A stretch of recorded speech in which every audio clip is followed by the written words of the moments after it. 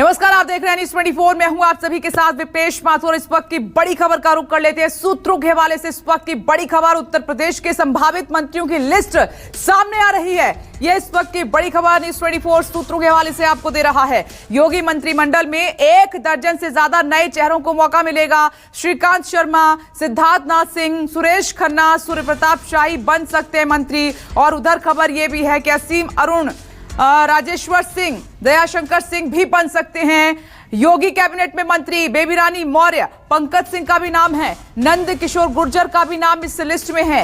AK Sharma, Jitin Prasad, Neelkanth Tiwari भी मंत्री बन सकते हैं। सूत्रों के हवाले से न्यूज़ 24 वो नाम आपको बता रहा है, दिखा रहा है जो मंत्रिमंडल में जगह पा सकते हैं। विधानसभा का चुनाव हारने वाले पूर्व उप मुख्यमंत्री केशव प्रसाद मौर्य भी कैबिनेट में शामिल हो सकते हैं। यह इस वक्त की बड़ी खबर। 1 दर्जन से ज्यादा नए चेहरों को तरजीह दी जा सकती है, सूत्रों के हवाले से खबर है।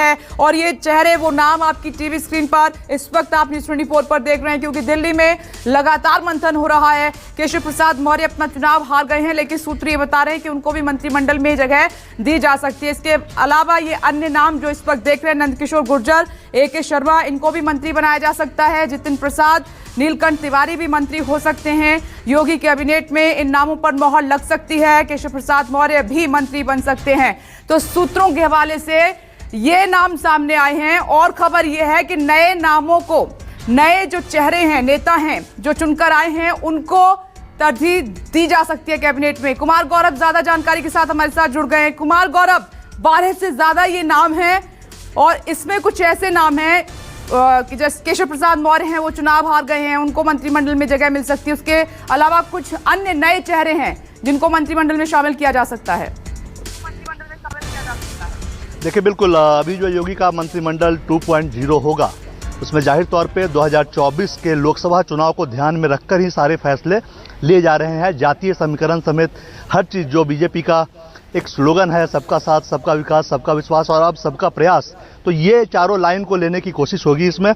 और मुख्य तौर पर मैं आपको बताऊं कि केशव प्रसाद मौर्य की बात हम लोग कर रहे हैं, 2 बातें चल रही है उनको लेकर। चाहे तो वो सरकार में रहेंगे, या एक तरफ ये भी कोशिश हो रही है कि उन्हें संगठन में भेजा जाए, क्योंकि पिछली बार जब वो संगठन में थे उस वक्त बीजेपी ने बड़ी जीत हासिल की थी। जब अध्यक्ष थे प्रदेश के, उस वक्त बड़ी जीत हासिल की थी, 300 से ज़्यादा सीटें बीजेपी को मिली थी।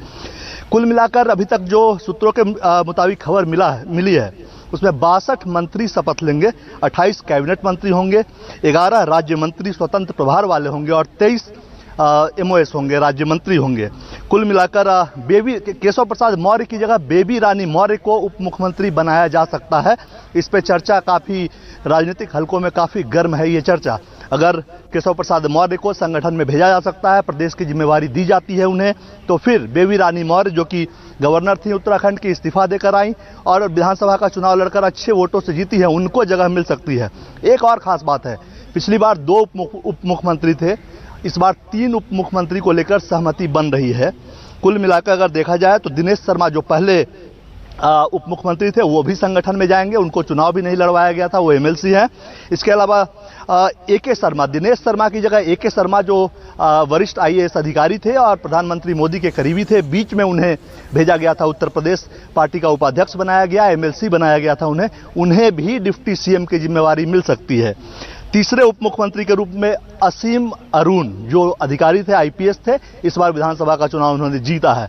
तो कुल मिलाकर योगी के साथ 2 के बदले इस बार 3 उप मुख्यमंत्री हो सकते हैं, लेकिन दोनों उप मुख्यमंत्रियों को शायद बदल दिया जाएगा और तीनों नए लोगों को, बेबी रानी मौर्य, AK शर्मा और असीम अरुण, ये तीनों उप मुख्यमंत्री बनाए जा सकते हैं। इसके अलावा ब्रजेश पाठक, दयाशंकर सिंह, जितिन प्रसाद मंत्री बनेंगे। दयाशंकर सिंह नया नाम है, उनकी पत्नी स्वाति सिंह को बीजेपी ने टिकट नहीं दिया था, पिछली बार वो मंत्री थी। इस बार दयाशंकर सिंह बलिया से चुनाव जीते हैं, उनको भी बनाया जाएगा। स्वतंत्र देव सिंह, जो प्रदेश अध्यक्ष हैं, उनको भी इस बार कैबिनेट में लिया जा सकता है। सिद्धार्थनाथ सिंह रहेंगे ही, नंदी गुप्ता रहेंगे, सूर्य प्रताप शाही को कैबिनेट में रखा जाएगा। इसके अलावा जो नए जो युवा चेहरे हैं, खास करके मुख्य तौर पर श्रीकांत शर्मा को आप देख लीजिए, मोहसिन रजा, अनिल राजभर, संदीप सिंह और आशुतोष टंडन, ये सभी मंत्रिमंडल में बने रहेंगे। डॉक्टर महेंद्र सिंह, जो अभी मंत्री हैं, MLC हैं, उनको भी संगठन में भेजे जाने की तैयारी है। सहयोगी दल को भी का भी जो आंकड़ा है वो साफ हो गया है। सहयोगी दल यानी अपना दल अनुप्रिया पटेल की पार्टी को मंत्रिमंडल में 2 मंत्री का स्थान मिलेगा। वहीं निषाद पार्टी के कोटे से 1 मंत्री बनाए जाएंगे। कुल 62 मंत्री शपथ लेंगे मुख्यमंत्री योगी के साथ, और होली के बाद ये शपथ ग्रहण समारोह होगा। अभी का काल जो है वो ठीक नहीं है, इसलिए होली के बाद पूरी तैयारी की गई है। और ये पूरा आंकड़ा जो अभी सोर्सेज के हवाले से आई है, इस पर अंतिम मुहर भी होली के बाद ही, यानी कि जिस वक्त मंत्रिमंडल का जब शपथ ग्रहण होगा उससे कुछ देर पहले ये सारे नाम क्लैरिटी के साथ दर्शकों के सामने होंगे। उस वक्त ही अंतिम मुहर बीजेपी उन पर लगाएगी। जी कुमार गौरव बड़ी जानकारी दे रहे हैं सूत्रों के हवाले से, क्योंकि होली के बाद ये शपथ ग्रहण समारोह होने जा रहा है। लेकिन सूत्र ये बड़ी जानकारी दे रहे हैं कि इस बार 2 नहीं 3 डिप्टी सीएम उत्तर प्रदेश में हो सकते हैं। कृष्ण प्रसाद मौर्य भी मंत्री बन सकते हैं। अरुण असीम का नाम भी बता रहे हैं, के शर्मा का नाम बता रहे हैं कि डिप्टी सीएम की पद में ये डिप्टी सीएम बन सकते हैं उत्तर प्रदेश के। बेबी रानी मौर्य का भी नाम इसमें आगे चल रहा है, और कुछ नए चेहरे भी मंत्रिमंडल में शामिल किए जाएंगे। कुल 62 विधायक बताए जा रहे हैं जो मंत्री पद की शपथ लेंगे होली के बाद। हालांकि पूरी पिक्चर क्लियर होगी, लेकिन जो बड़ी खबर आई है वो आप तक पहुंचा रहे हैं। इधर यूपी के कार्यवाहक मुख्यमंत्री योगी आदित्यनाथ के दिल्ली दौरे का हम लगातार जिक्र कर रहे हैं। आज दूसरा दिन है, योगी आज भी नेताओं से मुलाकात लगातार कर रहे हैं। यूपी में जीत के बाद दिल्ली पहुंचे योगी आदित्यनाथ आज राष्ट्रपति रामनाथ कोविंद से मिले, और इससे पहले योगी ने सुबह ही केंद्रीय मंत्री और सीनियर बीजेपी नेता नितिन गडकरी के घर जाकर उनसे मुलाकात की। थोड़ी देर पहले उन्होंने केंद्रीय मंत्री अनुराग ठाकुर से मीटिंग की है। इसके अलावा उनका यूपी चुनावों में बीजेपी के प्रभारी रहे धर्मेंद्र प्रधान से भी मुलाकात होनी है। माना जा रहा है कि योगी बीजेपी नेताओं से मिलकर अगली सरकार के गठन को लेकर सलाह ले रहे हैं। तो ये तमाम कोशिशें कुमार गौरव नई सरकार के गठन को लेकर हो रही है। सभी नेताओं से रायशुमारी हो रही है, चर्चा हो रही है कि मंत्रिमंडल कैसा हो, नया स्वरूप सरकार का कैसा हो।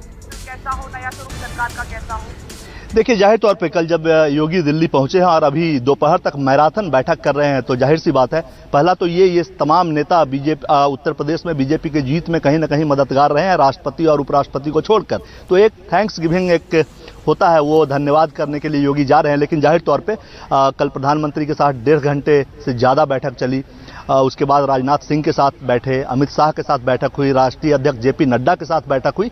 तो ये सारी जो कवायद है वो कहीं ना कहीं मंत्रिमंडल को बनाने को लेकर है कि आखिर क्या स्वरूप हो। चूंकि 2024 आपको याद होगा जब इस चुनाव में यानी 2022 के चुनाव में जब चुनावी सभाओं की शुरुआत हुई थी, तो अमित शाह ने कहा था कि योगी जी को मुख्यमंत्री इसलिए चुनिए क्योंकि मोदी जी को प्रधानमंत्री 2024 में बनाना है। तो यही लाइन है, मंत्रिमंडल का जो गठन होना है वो भी इसी लाइन पे होना है, यानी 2024 के जातीय समीकरण यानी सबको साथ बढ़ना है। चूंकि 2 साल का वक्त है और बीजेपी, आपको पता है कि चुनाव यहाँ विधानसभा का रिजल्ट आया नहीं कि नरेंद्र मोदी अगले दिन गुजरात पहुंच गए थे, वहाँ बड़ी रोड शो कर रहे थे, वहाँ नवंबर-दिसंबर में चुनाव होने हैं। और 2 साल लोकसभा का चुनाव काफ़ी बड़ा होता है और 2 साल का वक्त बहुत ज़्यादा उसके लिए नहीं होता। अभी से बीजेपी 2024 के मोड में है और उसी हिसाब से वो सारी रणनीति तैयार कर रही है। बीजेपी में ये अक्सर कहा जाता है कि अगर आपका पास्ट अच्छा है तो प्रेजेंट अच्छा होगा, और प्रेजेंट अच्छा होगा तभी फ्यूचर अच्छा होगा। तो प्रेजेंट को बेहतर बनाने की कोशिश है कि मंत्रिमंडल ऐसा हो कि कहीं कोई नाराजगी ना हो। पिछली बार आपको याद होगा कि पिछला जो कार्यकाल 2017 से 2022 तक का रहा है मुख्यमंत्री योगी का, उसमें कई बार केंद्र के साथ खटपट की खबरें लगातार आती रही हैं, डिप्टी सीएम्स के साथ खटपट की खबरें आती रही है, विधायकों से नाराजगी की खबरें आती रही है। और अब मात्र 2 साल है लोकसभा चुनाव में, इसलिए केंद्रीय टीम जो है बीजेपी की वो भी नहीं चाहती थी कि इस तरह की कोई और बात आगे आए लोकसभा चुनाव से पहले। इसलिए सबको साथ लेकर, समग्रता के साथ सबको साथ लेकर, जातीय समीकरण यानी वोटों का समीकरण को साधते हुए ये पूरी बिल्कुल कुमार गौरव, आपने एकदम सही कहा। मेगा प्लान 2024 के लिए तैयार हो रहा है। बहुत बहुत शुक्रिया ये बड़ी जानकारी देने के लिए, इस पर नजर रहेगी। लेकिन आगे बढ़ते हैं, बिहार से एक खबर आई है। बिहार विधानसभा में आज मुख्यमंत्री नीतीश कुमार स्पीकर पर ही भड़क उठे और इस दौरान सीएम और स्पीकर विजय कुमार सिन्हा में तीखी नोकझोंक जैसे हालात बन गए। दरअसल लखीसराय का यह मामला है। सरस्वती पूजा के दौरान कोरोना गाइडलाइन का उल्लंघन करने के आरोप में पुलिस ने एक शख्स को अरेस्ट कर लिया था। कहा जाता है कि गिरफ्तार व्यक्ति स्पीकर का करीबी है। सदन में एक बार फिर लखीसराय में लॉ एंड ऑर्डर के मुद्दे पर सवाल जवाब हो रहे थे। बार बार लखीसराय का एक ही मुद्दा उठाने पर नीतीश कुमार स्पीकर पर भड़क उठे और नीतीश कुमार ने स्पीकर के सदन चलाने के तरीके पर ही सवाल उठाते हुए उन्हें गलत ठहरा दिया। स्पीकर ने कहा कि वो सदन का अपमान नहीं होने देंगे। जब जवाब दे दिया गया, इंक्वायरी हो रही है और कहा गया है कि सारी इंक्वायरी होगी और इंक्वायरी की रिपोर्ट से आपको मतलब है या इंक्वायरी की रिपोर्ट कोर्ट में जाएगी, और 3 बना हुआ जगह है, तो इसको अधिकार है, हाउस को अधिकार है। आप हमको जरा बताइए तो। माननीय नहीं, कॉन्स्टिट्यूशन निकालिए। आप माननीय मुख्यमंत्री जी, आसन की बात भी सुना जाए। तकलीफ हुई है, नहीं, आसन की भी बात सुनी जाए। सुन रहा था, आप सुन लीजिए, मैं जान करके आज समय पर आकर के सुन रहा था। नहीं, आसन की भी बात सुनी जाए। आप एक एक बात जान लीजिए, ये बात किसी भी तरह से मंजूर नहीं है। जब प्रश्नकर्ता ने प्रश्न उठाया कि कुर्की जब्ती हुआ है कि नहीं है, माननीय मुख्यमंत्री जी, जब प्रश्नकर्ता कुर्की जब्ती की बात उठाई, उन्होंने जवाब नहीं दे पाया। माननीय मंत्री जी, आपको जवाब नहीं दे पाए कुर्की जब्ती पर। सुन लीजिए, रिपोर्ट हाउस में सबमिट होता है, रिपोर्ट कोर्ट में जाता है। कहीं भी क्राइम होगा, कुर्की जब्ती पर जानकारी इन्वेस्टिगेशन होगा, वो जाएगा कोर्ट में और कोर्ट उस पर इंक्वायरी करके सजा देगी। आपका ये काम नहीं है। आप पूछ रहे हैं, जवाब दिया जा रहा है। अब आप कहिएगा इसको फिर करेंगे, इसका मतलब है संविधान का खुलेआम उल्लंघन कर रहे हैं। माननीय मुख्यमंत्री जी, अब सुना जाए। चलेगा, इस तरह से नहीं चलेगा, ये बिल्कुल तो आप ही बता दें, जैसे चले उसी तरह चलाएंगे। आप कौन है जो आप कह रहे हैं कि आज नहीं इसको दूसरे दिन देंगे? मैं आसन से संरक्षित सदस्यों को करने के लिए करिएगा। और आपको मालूम है अभी हमने क्या कहा, 60 दिन के अंदर पूरी इंक्वायरी करो।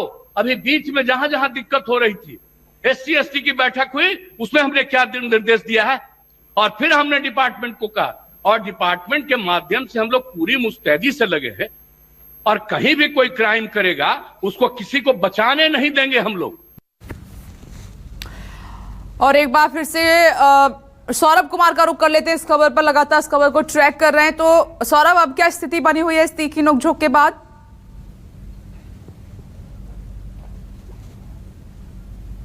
जी बिल्कुल, तीखी नोक झोंक के बाद विधानसभा को स्थगित कर दिया गया है। लंच के बाद विधानसभा जो सत्र है वह एक बार फिर से शुरू होगा। लेकिन सबसे बड़ी बात है कि आज जो तस्वीर विधानसभा के अंदर दिखाई दी, यह पहले कभी दिखाई नहीं दी थी। सबसे बड़ी बात है कि जिस बौखलाहट में, जिस गुस्से में मुख्यमंत्री नीतीश कुमार नजर आ रहे थे, इससे पहले वह गुस्सा मुख्यमंत्री का नहीं दिखाई दिया था, और वो भी सदन के अंदर। और सबसे बड़ी बात है कि निशाने पर विधानसभा अध्यक्ष विजय कुमार सिन्हा थे। मैं आपको बताना चाहूंगा कि ये सारा चीज जो है, ये सारी जो तस्वीर है जो दर्शकों के सामने आई है, यह अचानक नहीं आई है, क्योंकि पिछले 15 दिनों से सदन चल रहा था और हर दिन यह नजारा दिखाई देता था कि लॉ एंड ऑर्डर को लेकर जब भी आरजेडी सवाल खड़े करती थी, सरकार को सवाल के घेरे में लेती थी, तो उसका कहीं ना कहीं से, चाहे डायरेक्ट हो या इनडायरेक्ट रूप से,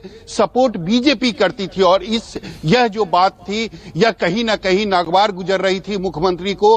आज मुख्यमंत्री का सब्र का जो बांध था वह टूट गया, और वह खुद खड़े हो गए और उन्होंने खुद जवाब देना शुरू कर दिया। वह सीधे जवाब विधानसभा अध्यक्ष को दे रहे थे, क्योंकि उनसे जुड़ा हुआ मामला है, उनके गृह जिला का मामला है कि सरस्वती पूजा के दौरान वहां पर अश्लील डांस हुआ था, कोरोना गाइडलाइन का फॉलो नहीं किया गया था, और जो पुलिस ने जिस पर कार्रवाई की थी वह एक कार्यकर्ता है बीजेपी का। तो कहीं ना कहीं पूरी पार्टी जो है इस पुलिस की कार्रवाई से नाखुश है, और जो जिम्मेदार पुलिस वाले हैं उस पर कार्रवाई की मांग पिछले 15 दिनों से हो रही है।